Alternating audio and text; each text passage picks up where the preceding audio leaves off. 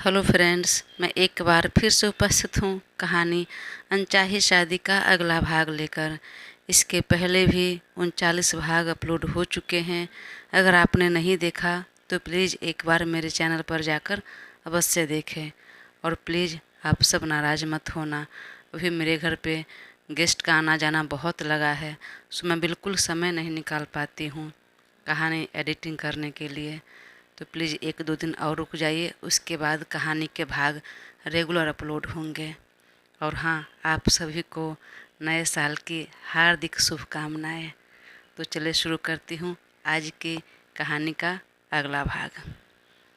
शगुन तो पहले अपने घर जाने लगी, लेकिन फिर ख्याल आया कि वहाँ से जब अचानक मायके के लिए निकलेगी तो माँ और दादी 100 सवाल करेगी, और तब हो सकता है उसे रोना आ जाए या मुंह से बात निकल जाए, और तब उसके और सात्विक के बीच जो अनबन है वह सबको पता चल जाए। सब परेशान हो, इन्वॉल्व हो। इससे बेहतर यही होगा कि वह सीधे मायके चली जाए। और वह तुरंत कार मायके की तरफ घुमा दिया।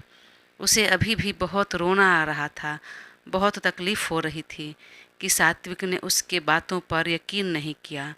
भले ही वह नाराज़ नहीं है, लेकिन मैं सच बोल रही हूँ, मेरी बातें सही है, इस बात का उसे भरोसा नहीं हुआ। वह मुझसे इतना प्यार करता है, मेरे साथ पूरा जीवन बिताना चाहता है, पर उसके लिए जो चीज़ सबसे ज़रूरी है, भरोसा, वही नहीं है, तो फिर आगे कैसे रिश्ता टिकेगा। उसे सब सोचकर रोना आने लगा, पर उसने समझदारी से काम लेने की सोची और अपने आंसू पोंछ लिया। नहीं, मैं नहीं रोऊंगी, और ना ही मैं चुप बैठूंगी। भले ही सात्विक दूसरा प्रेजेंटेशन बना लेगा, लेकिन सच्चाई क्या है यह तो मैं सबके सामने ला कर रहूँगी। मन ही मन बोलकर उसे ने फिर से पानी पिया, फिर बैग से कोम्ब निकालकर बाल को ठीक किया और चेहरे पर हल्का मेकअप लगा लिया ताकि चेहरा थोड़ा फ्रेश दिखे और मम्मी को पता न चले, उन्हें कोई शक ना हो। फिर चेहरे पर हल्की सी मुस्कान लिए कार को सीधा मेन गेट से अंदर लेकर आई तो गार्ड भाग कर आए। तभी शगुन डोर खोलकर बाहर निकल रही थी तो गार्ड ने चौंक कर कहा, मैम आप? हाँ मैं। क्यों? चौंक क्यों रहे हो इतना? बोलकर वह कार से बाहर निकली और चाबी सीधे ड्राइवर की तरफ उछाल दिया। ड्राइवर ने चाबी लेकर कार पार्किंग एरिया में लगा दिया। वहीं शगुन पीठ पर कॉलेज का बैग टांगा और दबे पांव घर के अंदर चली ताकि मम्मी और दादी को पता न चले।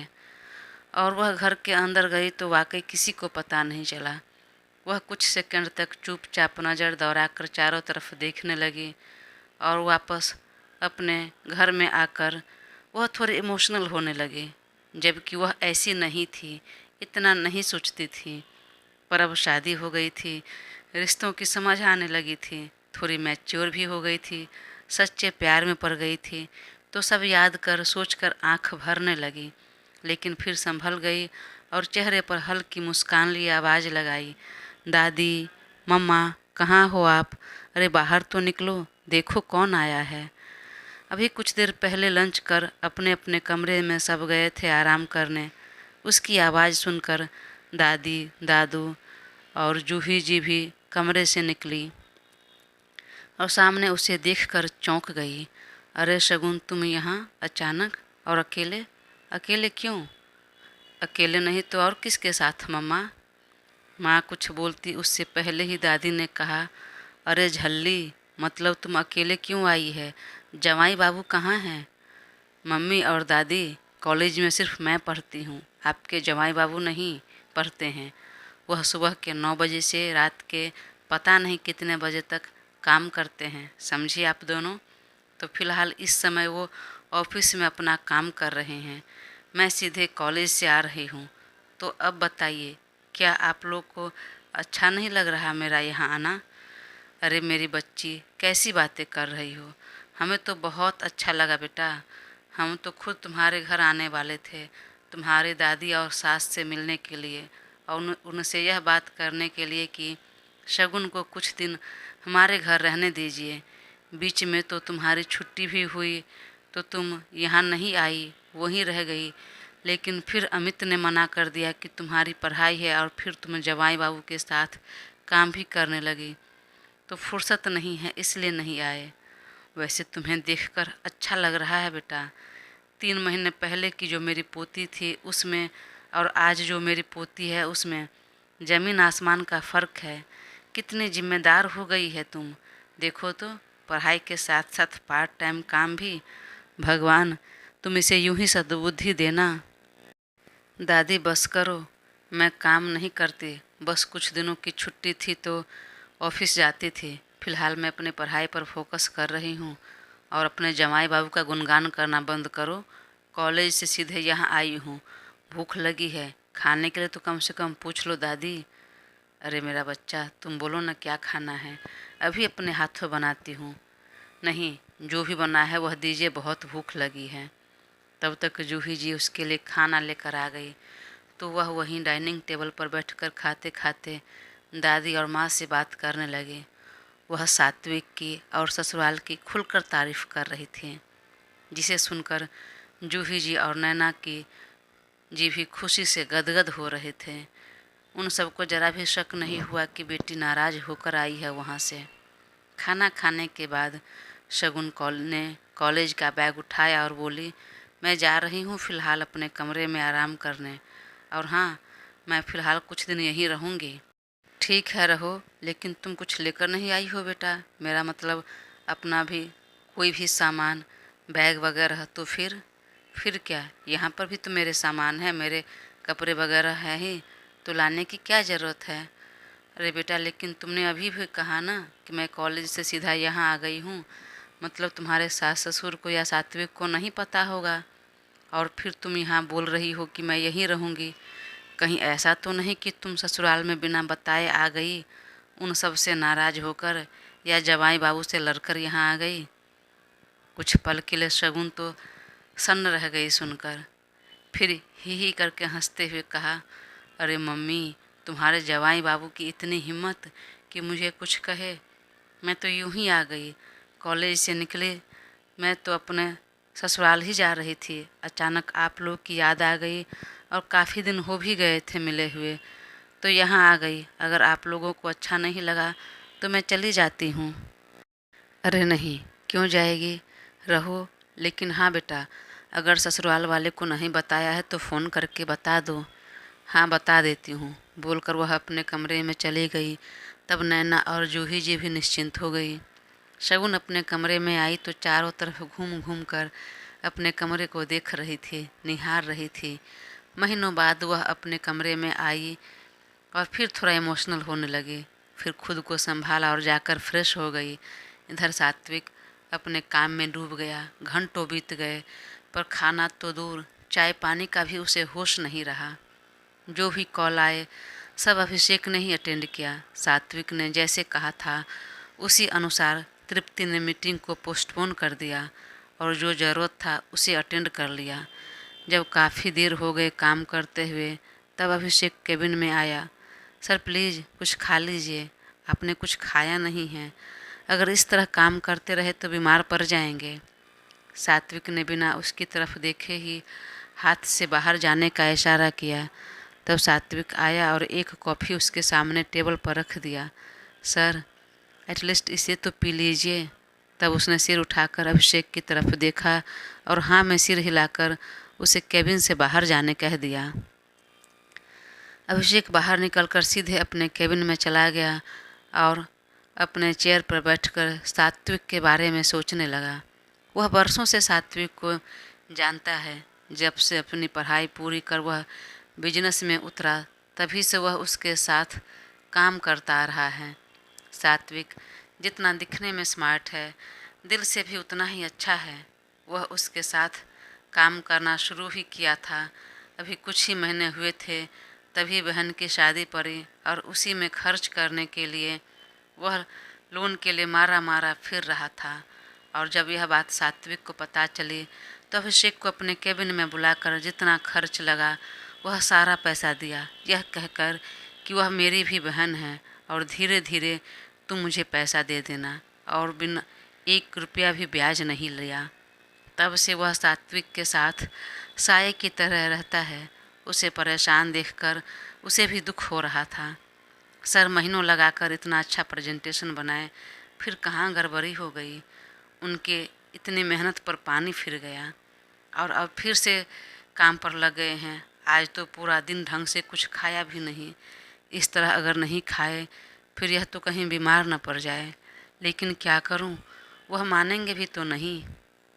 वह सालों से देखता आ रहा है, जब उसे काम हो तो सब कुछ भूल जाता है, खाना पीना सब कुछ। एक बार तो ऐसा हो गया था कि कंटिन्यू काम करने की वजह से वह सो नहीं पाए और तबीयत बिगड़ गई उनकी। उसे अब अपने बॉस के लिए थोड़ी चिंता होने लगी। नहीं, मुझे कुछ करना होगा। इधर अपने केबिन में बैठी तृप्ति का मन उचाट हो रहा था। बार बार दिमाग में सात्विक की कही बातें गूंज रही थी। उसने इतना प्रयास किया, कोशिश की, तो भी उसकी कोशिश रंग नहीं लाई। सात्विक उसकी बात मानना तो दूर, सुनना तक पसंद नहीं करता। अचानक इन 3 महीनों में उस लड़की ने ऐसा क्या जादू कर दिया जो इतनी नफरत इतनी मोहब्बत में बदल गई। यह अनचाही शादी मनचाही शादी में बदल गई। मुझे तो लगता है कि मैं बोलूँगी और यह तुरंत मेरी बातें पर यकीन कर लेगा, उस शगुन से रिश्ता तोड़ लेगा। पर लगता है उसका रिश्ता तो और मजबूत हो रहा है। क्या करूं? नहीं, यह प्रोजेक्ट तो मेरे हाथ से जाएगा। यह सात्विक भी चला जाएगा। और फिर उसके मन में कुछ ख्याल आया और तुरंत एक पेन ड्राइव निकाल कर उसे उलट पलट कर देख कर कुछ सोचने लगी।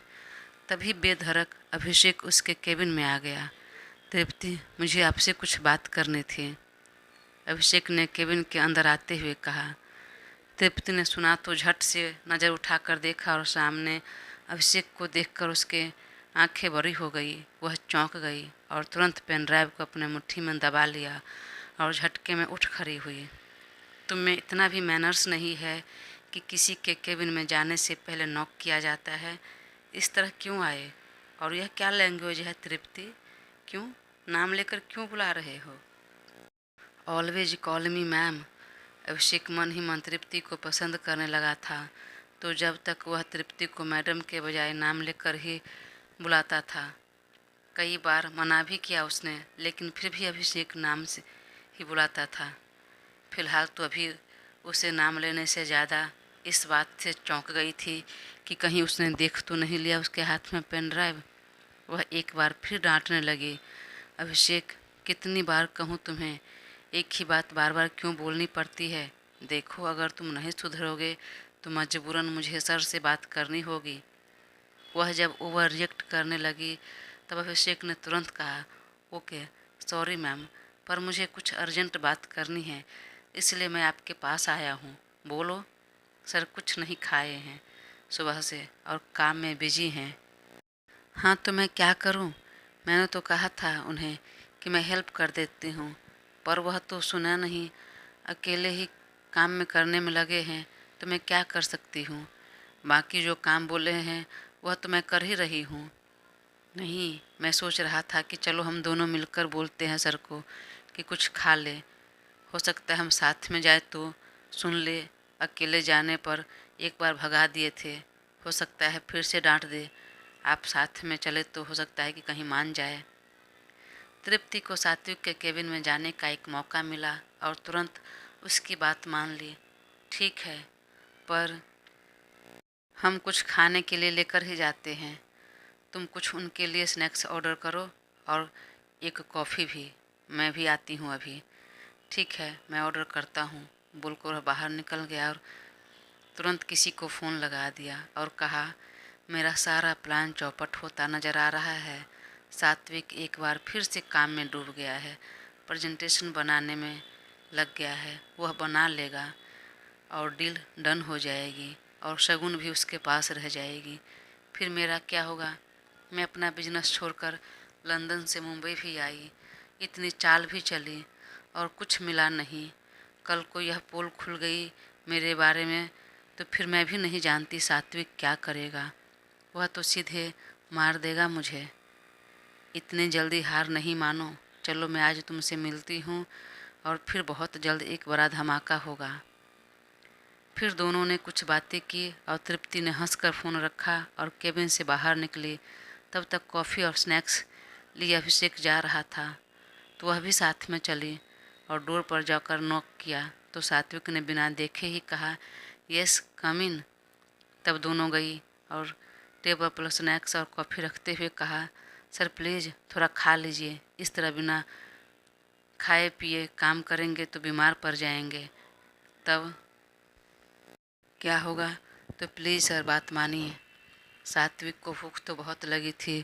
वह नज़र उठाते हुए कहा, भूख तो लगी है, सही कहा तुमने, चलो मैं कुछ खा लेता हूँ। बोलकर वह अपना मोबाइल लेकर उठ खड़ा हुआ तो देखा मम्मी के कई मिस्ड कॉल थे। माँ के इतने सारे कॉल्स क्यों, क्या हुआ, मैंने तो ध्यान भी नहीं दिया और तुरंत कॉल बैक किया। यस मॉम, आपने क्यों इतना कॉल किया, क्या बात है।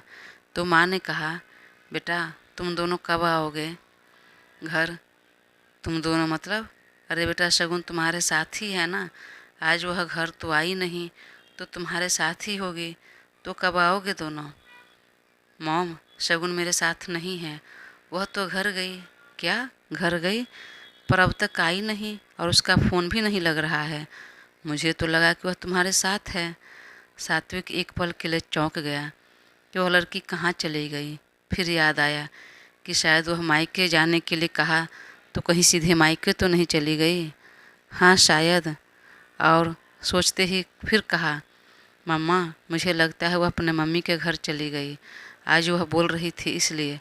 अब मैं फ़ोन ट्राई करता हूँ, कॉल करके देखता हूँ और आपको कॉल बैक करता हूँ, परेशान मत होइए। और तुरंत उसके फ़ोन पर कॉल लगा दिया तो फ़ोन स्विच ऑफ आ रहा था। वह कई बार फ़ोन ट्राई किया लेकिन हर बार फ़ोन स्विच ऑफ आ रहा था। वह झल्ला गया, यह लड़की भी ना पता नहीं कब तक बच्ची रहेगी, कब समझदार बनेगी, मैच्योर बनेगी। उसको कहा मैंने कि मैं नाराज़ नहीं हूँ, तो भी इतने गुस्से में बैठी है, फ़ोन स्विच ऑफ करके रखी है। उधर माँ परेशान हो रही है, क्या करूँ। ठीक है आज जाकर मिलता हूँ मैं, मन में बोलकर वह स्नैक्स खाने लगा और खाते खाते तृप्ति और अभिषेक से बात भी करने लगा। आज दोनों ने क्या क्या काम किया वह सब बात करने लगा और कुछ देर बाद जब नाश्ता करके हो गया तो दोनों को सात्विक ने थैंक यू कहा और वह फिर काम में लग गया और दोनों खुश होकर बाहर चले गए। अभिषेक खुश था कि सर ने कुछ खा लिया, वहीं तृप्ति खुश हो रही थी कि इस बार उसका प्लान सक्सेस होकर रहेगा। सात्विक ने एक बार फिर से उसका फ़ोन ट्राई किया तो इस बार भी स्विच ऑफ आ रहा था। तब वह उसके घर के नंबर पर कॉल किया।